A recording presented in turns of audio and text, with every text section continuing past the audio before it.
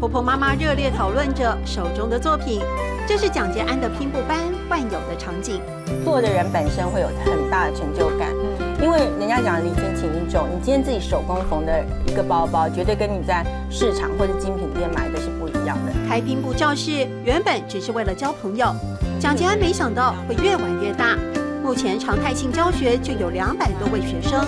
许多家庭主妇因此拓展了生活领域。拼布这种东西，就是可以独乐乐，也可以众乐乐，都是到教室里面来啊，那个骂先生、骂小孩啊。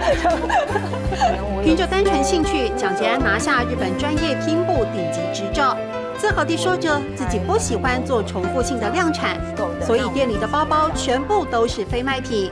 真的想拥有，得动手做。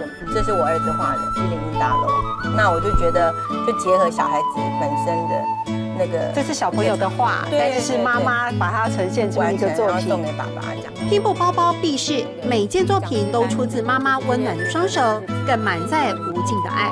让我试一下客家话要怎么说呢？